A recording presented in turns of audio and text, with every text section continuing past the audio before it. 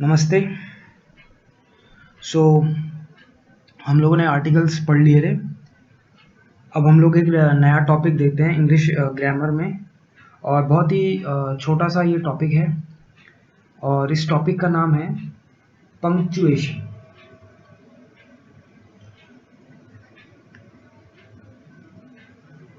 Punctuation, ठीक है। तो पंक्चुएशन क्या होता है? तो आप ऐसा समझ सकते हो कि आपने कोई सेंटेंस अगर कभी किसी बुक में देखा होगा, तो उसमें कहीं आपको ऐसे बिंदी लगा हुआ नजर आया होगा, ठीक है। वो जनरली सेंटेंस के एंड में होता है, तो इसको बोलते हैं फुल स्टॉप। इसको क्या बोलते हैं? Full stop. आपने कहीं पे देखा होगा कि ऐसा एक छोटा सा लगा हुआ नजर आता है, एक साइन, ठीक है। इसको बोलते हैं कॉमा। इसको बोलते हैं कॉमा।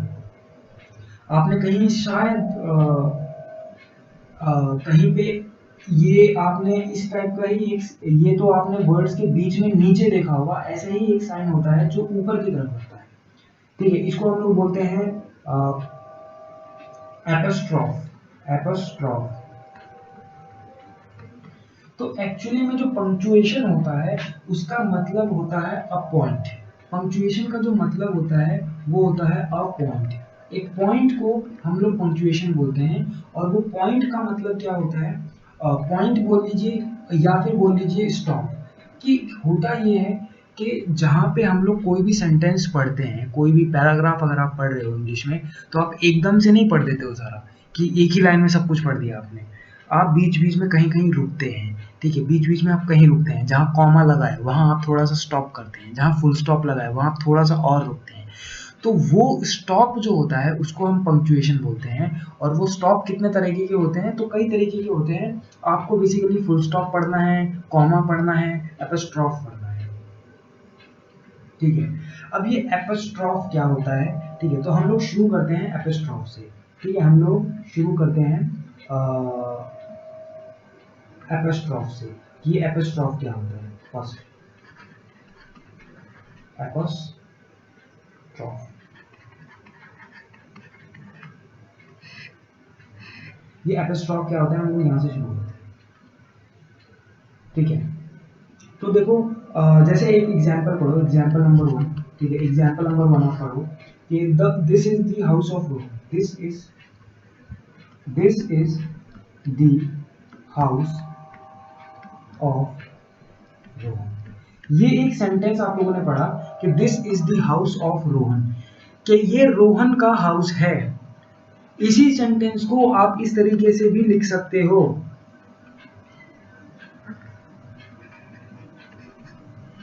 कि दिस इज रोहन्स हाउस। ये आप देख लो, ये जो मैंने ऊपर लगाया है ना, ये इसी को बोलते हैं एपोस्ट्रोफ। इसी को बोलते हैं एपोस्ट्रोफ। ये जो एपोस्ट्रोफ होता है ये हमेशा किसी वर्ड के ऊपर में लगता है, ये जैसे यहाँ लगा हुआ है। और ये दिस इज रोहन्स हाउस का मतलब क्या हुआ? कि ये रोहन का हाउस है। तो कहने का मतलब हुआ ये कि ये रोहन का हाउस है। This is the house of Rohan का लिखने की बजाय हम लोगों ने सिंपल लिख दिया दिस इज रोहन्स हाउस। इसी टाइप से एक और सेंटेंस आप पढ़िए, उसमें आप पढ़िए कि the tail of the dog is curly. एक तो आप लोग किसी सेंटेंस को इस तरह लिख सकते हो, या फिर आप इसी सेंटेंस को ऐसे भी लिख सकते हो कि tail the tail dog's tail is curly, ठीक है। तो ये जो आपने लगाया ये डॉग्स टेल, तो आप लोग समझ में आ रहा है आप लोगों को कि एपोस्ट्रोफ का मतलब क्या होता है? कि कोई चीज जब किसी को बिलोंग करती है, तो उस बिलोंगिंग को शो करने के लिए हम लोग एपोस्ट्रोफ का यूज करते हैं। कि जैसे ये हाउस ऑफ रोहन, तो ये हाउस किसको बिलोंग करता था? तो ये हाउस बिलोंग करता था रोहन को। तो इसीलिए हमने उस रोहन के हाउस की बिलोंगिंग को शो करने के लिए, उसको शो करने के लिए कि ये हाउस रोहन का है, हम लोग क्या करते हैं, रोहन के नाम के आगे एक एपोस्ट्रोफ लगा के एस जोड़ देते हैं। उसको हम लोग बोलते हैं क्या, कि दिस इज रोहन्स हाउस। तो इससे क्या हो गया कि इसे अपने आप ही पता चल गया कि ये रोहन का घर है।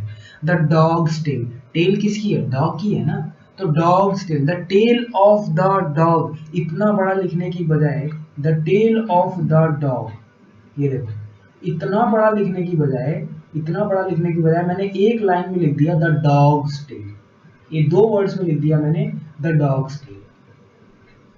तो अपने आप पता चल गया कि किसकी टेल की बात हो रही है, डॉग की टेल की बात हो रही है, क्योंकि ये टेल डॉग को ही बिलोंग करता है। तो एपोस्ट्रोफ का यूज हम लोग कहाँ करते हैं, ठीक है, तो एपोस्ट्रोफ का यूज हम लोग कहाँ करते हैं, तो एपोस्ट्रोफ का यूज हम लोग हमेशा करते हैं कि to show that something belongs to someone, कि जब कोई चीज किसी चीज को बिलोंग करती है ना, ये शो करने के लिए हम हमेशा जो है एपोस्ट्रोफ का यूज करते हैं कि to show that something belongs to someone. ये है इसका यूज कि जब कोई चीज किसी को बिलोंग कर रही है उसको शो करने के लिए आप एपोस्ट्रोफ का यूज कर सकते हैं। जैसे और भी आप एग्जांपल ले सकते हैं, कि जैसे एग्जाम्पल एक और आप ले सकते हैं कि द गर्ल्स स्कर्ट, कहने का मतलब क्या हुआ, किसका स्कर्ट, जो लड़की है उसका स्कर्ट, ठीक है।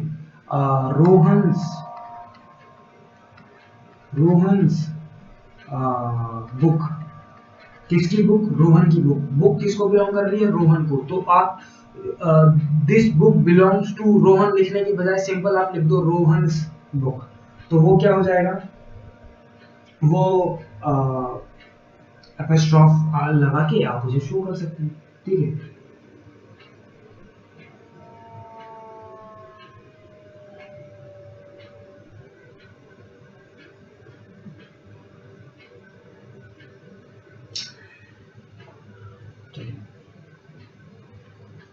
चलिए एपोस्ट्रोफ के बाद एक और आता है, हम लोग बात करते हैं कॉमा की। अब हम लोग बात करते हैं कॉमा की। कॉमा क्या होता है, तो आप लोगों ने ऐसा देखा होगा, एग्जाम्पल आप, मैं एक एग्जाम्पल देता हूँ, एक एग्जाम्पल मैं लेके आप लोगों को कॉमा का बताता हूँ कि आपने देखा होगा कि मम्मी, एक एग्जाम्पल है, mummy bought rice comma wheat comma sugar and oil. तो आप देख रहे हो इसमें हो क्या रहा है कि ये जो एपोस्ट्रोफ है वो हमेशा ऊपर की तरफ लगता है, और यही सेम साइन जो है वो नीचे की तरफ जब लगता है तो उसको हम लोग कॉमा बोल देते हैं। तो कॉमा का यूज हम लोग क्या करते हैं, कॉमा का क्या यूज होता है, तो कॉमा का यूज जो होता है वो होता है कि टू सेपरेट वर्ड्स और phrases in a list।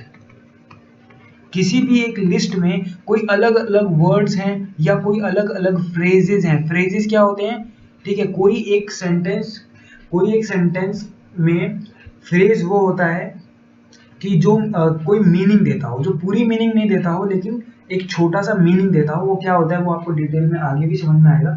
लेकिन जब अलग अलग वर्ड्स को सेपरेट करने के लिए और फ्रेजेस को सेपरेट करने के लिए हम लोग कॉमा का यूज करते हैं। जैसे यहाँ पे आप लोग देख सकते हैं कि यहाँ पे राइस था, व्हीट था, तो ये एक वर्ड हो गया राइस, ये एक वर्ड हो गया व्हीट, ये एक वर्ड हो गया शुगर।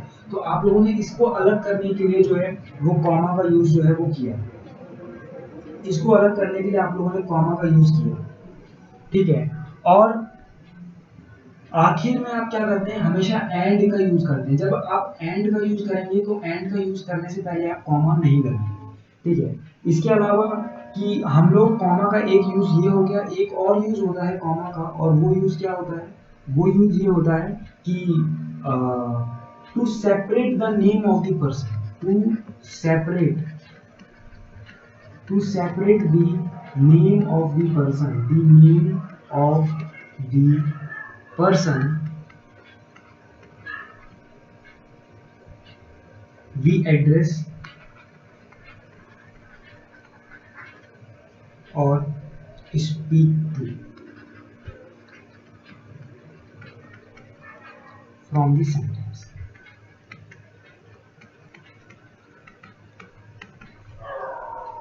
ये एक और यूज होता है कॉमा का। देखो एक चीज आप लोगों को ध्यान में रखनी है कि ये कॉमा हो गया या फुल स्टॉप हो गया, ये जो होता है ना, यहाँ पे हम लोग पॉज लेते हैं। यानी पढ़ते टाइम थोड़ा सा रुकते हैं। जैसे आप पहले एग्जांपल पढ़ो कि मम्मी बॉट, हम लोग एकदम से नहीं पढ़ देंगे rice wheat sugar oil. Mummy bought rice, थोड़ा सा आपने पॉज लिया, व्हीट थोड़ा सा आपने पॉज लिया, शुगर एंड ऑयल। तो आप खुद का भी दिमाग लगा कर यूज कर सकते हैं कि जहाँ पे हमें थोड़ा सा रुकना है वहाँ पे हम लोग पॉज लेते हैं। उदाहरण के तौर पे जैसे मान लो मैं बुला रहा हूँ कि जैसे आप किसी को, आपकी कोई फ्रेंड है, ठीक है, आप उस अपने फ्रेंड को बोल रहे हो सोनिया, बोल दिया आपने सोनिया। अब आप एकदम से तो नहीं बोल दोगे ना, आप पहले बोलोगे सोनिया, उसके बाद थोड़ा सा वेट करते हो आप, उसके बाद बोलोगे कि please wait for me, Sonia please wait for me. तो आपने यहाँ पे सोनिया के बाद थोड़ा सा पॉज लिया था, तो आपने उस पॉज को दिखाने के लिए एक कॉमा लगाया। ठीक है, अगर आप इसको रूल के हिसाब से देखना चाहते हो तो जब भी किसी name to separate the name of the person we address और speak to from the sentence, किसी एक सेंटेंस में जब हम किसी के नेम को सेपरेट करना चाहते हैं, जैसे सोनिया को और प्लीज वेट फॉर मी को हम लोग सेपरेट करना चाहते थे, यहाँ पे हम लोगों ने थोड़ा सा पॉज लिया था, इसीलिए हम लोगों ने बीच में क्या लगाया है, कॉमा लगाया है। ठीक है, इसीलिए हम लोगों ने बीच में कॉमा लगाया है। तो कॉमा का एक यूज जो होता है वो ये होता है। ठीक है, चलिए, तो कॉमा का मतलब आप समझ गए होंगे, जहाँ पे हम लोग थोड़ा सा जो है पॉज करते हैं तो वहां पे हम लोग कॉमा लगाते हैं। तो जब अलग अलग वर्ड्स को यूज कर रहे हो, पेन, पेंसिल, तो अलग इन वर्ड्स को आपको सेपरेट करना है तो आप बीच में कॉमा लगाते जाओगे, क्योंकि आप थोड़ा सा रुकते हो। ठीक है, तो कॉमा आप लोगों ने देख लिया।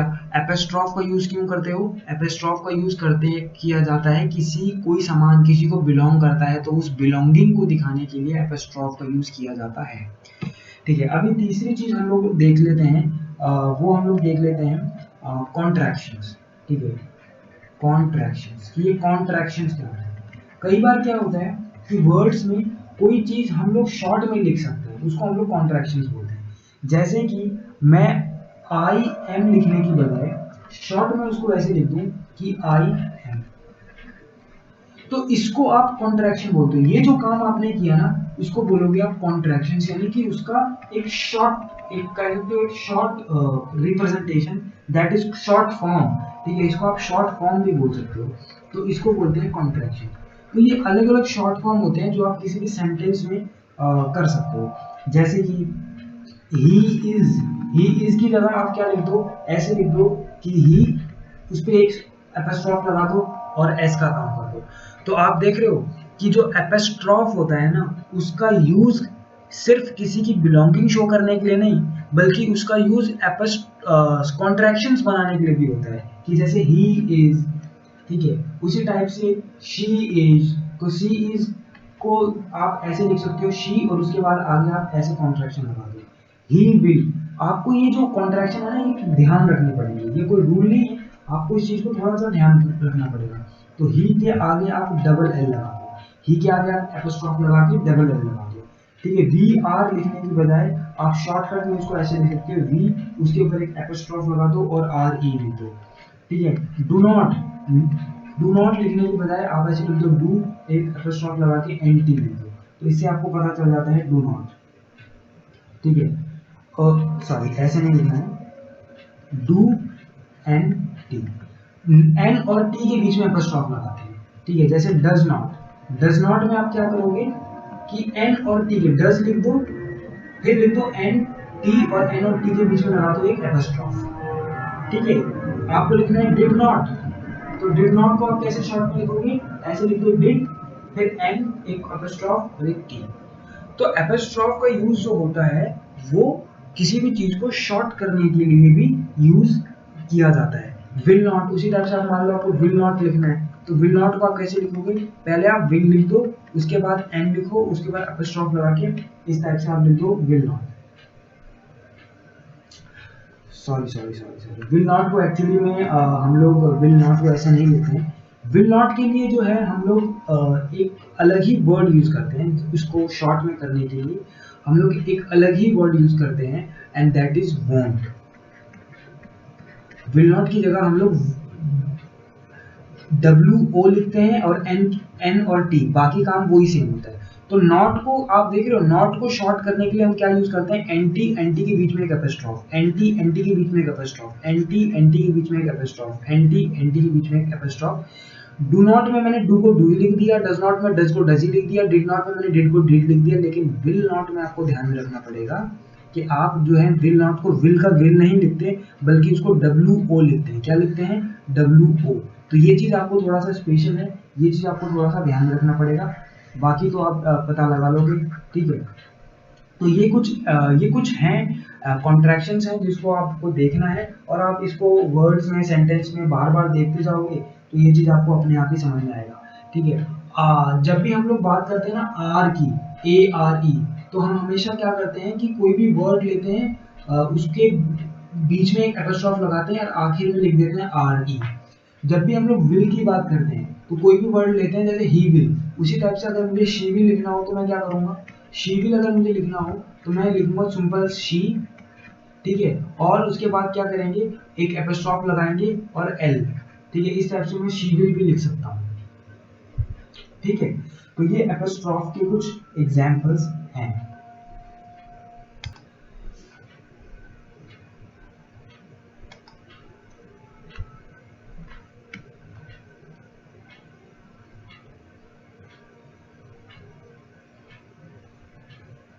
ओके,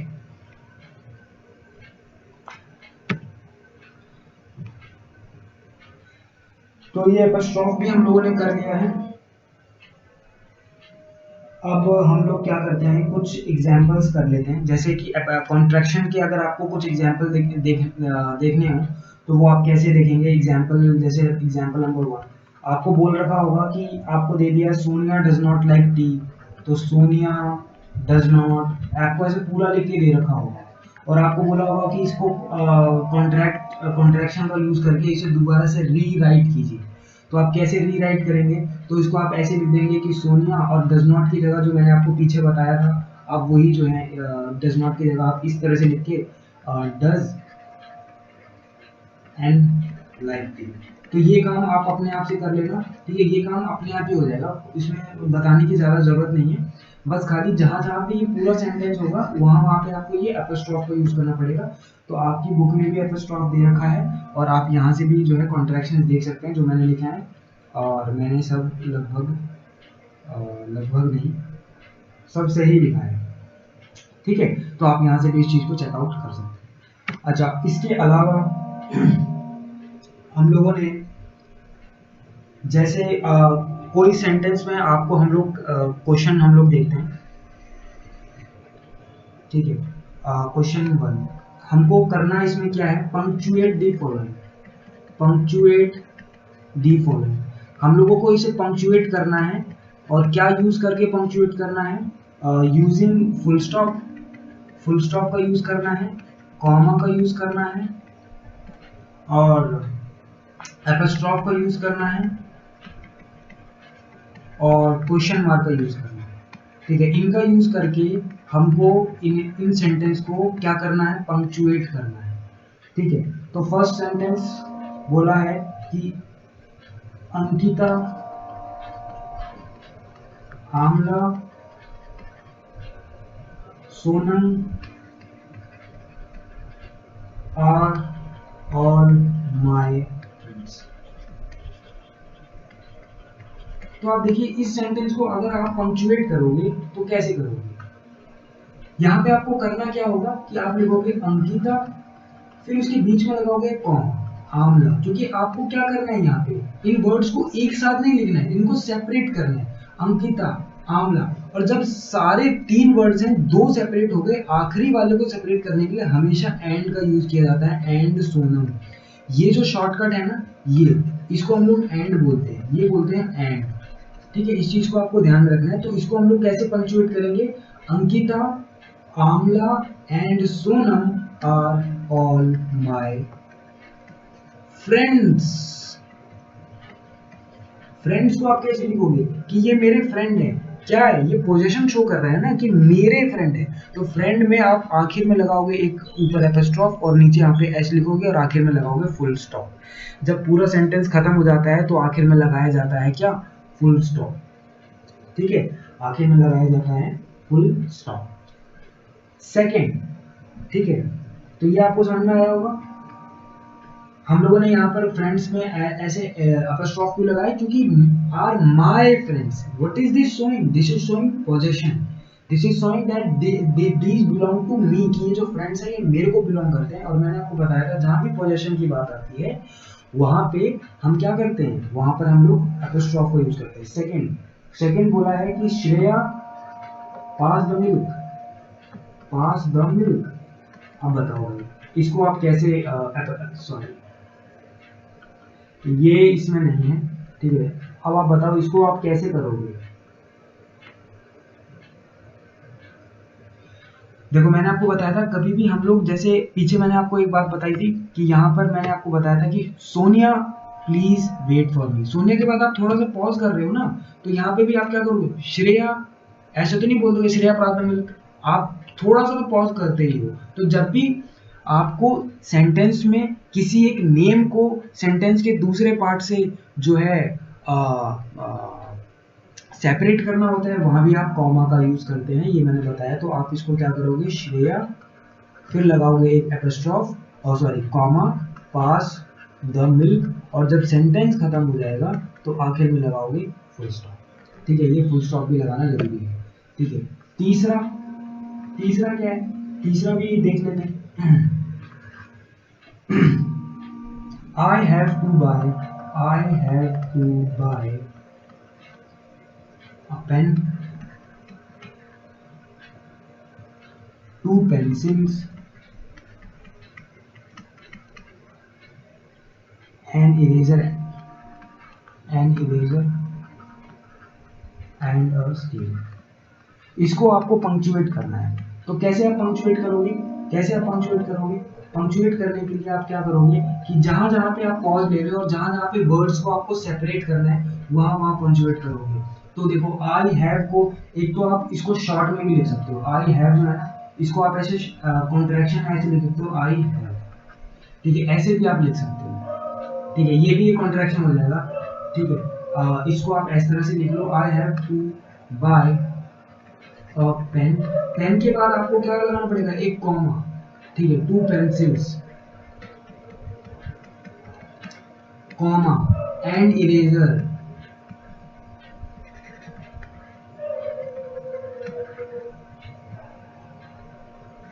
एक सेकेंड, यहाँ थोड़ी सी गड़बड़ होगी। इसको आप अभी फिलहाल ऐसे ही लिखो जैसे मैंने आपको बताया है। आई हैव को आई हैव ही लिखो, क्योंकि इसमें बोला नहीं गया है कि इसको कॉन्ट्रैक्शन का यूज करना है। कॉन्ट्रैक्शन का यूज जो आई हैव का होता है, आई होता है उसके ऊपर लगाया जाता है ऐसे, और उसके बाद ऐसे ये वी ई लिखा जाता है। ठीक है, ये कॉन्ट्रैक्शन होता है। जो मैंने एच लिख दिया था वो गलत हो गया था, लेकिन यहाँ पे आप इसको ऐसे भी लिख सकते हो। बाकी आप इसको अभी फिलहाल ऐसे ही लिखो कि I have to buy pen, 2 pencils, pen, comma, 2 pencil, comma, an eraser and a scale. And को आप ऐसे भी शॉर्ट में लिख सकते हो, एंड अ स्केल, और आखिर में लगाओगे फुल स्टॉप। ठीक है, तो 3 एग्जांपल्स मैंने आप लोगों को बता दिए हैं। 3 एग्जांपल्स और 3 एक्सरसाइज और दे रखे हैं आपकी बुक में, तो आप उनको खुद से करने की कोशिश कीजिएगा। ये एक छोटा सा टॉपिक था, इसलिए मैंने प्रेजेंटेशन भी नहीं बनाई थी इसकी, मैंने हाथ से ही लिख के बता दिया आज। ठीक है, तो इसलिए थोड़ा टाइम भी ज़्यादा लग गया। बाकी ये आपका टॉपिक ही खत्म हो गया। ठीक है, तो बस इतना ध्यान में रखना है कि कॉन्ट्रैक्शन का इस्तेमाल, पंक्चुएशन, एपोस्ट्रोफ का इस्तेमाल हम किसी की बिलोंगिंग को शो करने के लिए करते हैं, और कॉन्ट्रैक्शन यानी कि शॉर्ट फॉर्म बनाने के लिए करते हैं। ये शॉर्ट फॉर्म आपको ध्यान में रखना है। ठीक है, इस पूरे शॉर्ट फॉर्म को आप ध्यान में रखिएगा। ठीक है, और कॉमा का यूज हम लोग कहाँ करते हैं? कॉमा का यूज हम लोग करते हैं जहाँ पे हमको शॉर्ट पॉज लेना हो, वहाँ पे हम लोग कॉमा का यूज करते हैं। वर्ड्स को सेपरेट करना हो, ये है यूजेस। ठीक है, ये जो आप देख रहे हो ना, ये है यूजेस। ठीक है, कॉमा के, कि जहाँ पे वर्ड्स को सेपरेट करना हो और जहाँ पे नेम ऑफ द पर्सन को सेपरेट करना हो किसी सेंटेंस के, जिस, ठीक है, तो उसके लिए हम लोग कॉमा का यूज करते हैं। चलिए, थैंक यू।